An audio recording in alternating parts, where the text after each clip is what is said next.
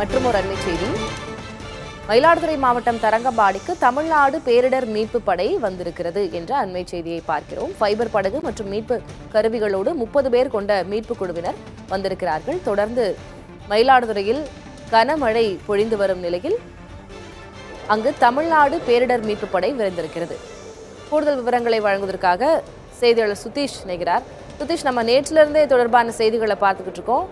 காவிரி படுகை மாவட்டங்களில் அதிக கனமழை இருக்கிறது. அதனால் அங்கு பாதிப்பு நிவாரணப் பணிகள் எல்லாம் மேற்கொள்வதற்காக என்டிஆர்எஃப்பும் வந்திருக்கிறாங்க அப்படின்னு இப்போ எஸ்டிஆர்எஃப்பும் அங்கே விரைந்திருக்கிறார்கள். இது குறித்த தகவல்களை வழங்குங்க.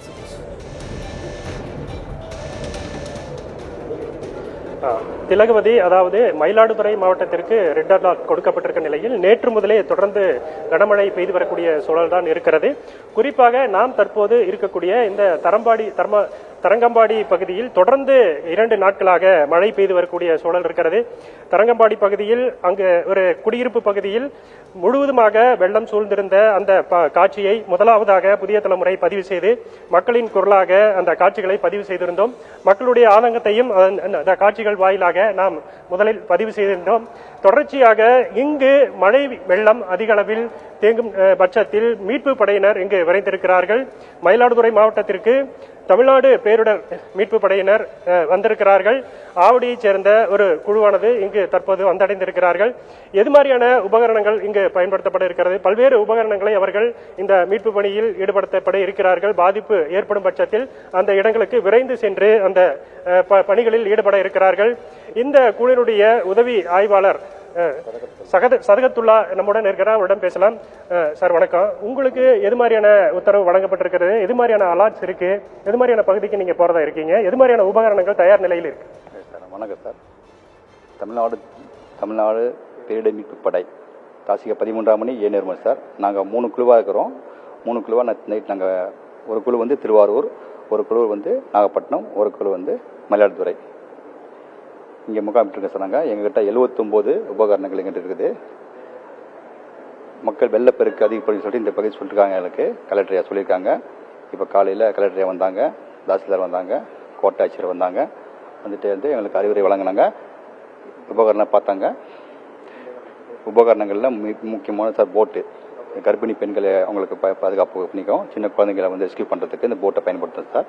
மேக்ஸி சின்ன பசங்கன்னா ஒரு 8 பதிவு பண்ணாங்க. பெரிய ஆள்னா 7 பேர் தான் பண்ண முடியும். நம்ம இந்த போட்டு விலை வந்து கிட்டத்தட்ட 2.5 லட்ச ரூபா சார். இது ஆமாம் சார். நிறைய உபகரணம் 79 தான் ஒன்றா சொல்கிறேன். Okay sir. அதே திலகவதி, அதாவது இந்த ரப்பர் படகு மற்றும் தண்ணீர் உறிஞ்சும் இயந்திரம் உள்ளிட்ட 79 வகையான உபகரணங்கள் தற்போது இங்கு தயார் நிலையில் வைக்கப்பட்டிருக்கிறது. தமிழ்நாடு பேரிடர் மீட்பு படை மட்டுமல்லாது மயிலாடுதுறை மாவட்டத்திற்கு தேசிய பேரிடர் மீட்பு படையை சேர்ந்த ஒரு குழுவும் இங்கு வந்திருக்கிறார்கள்.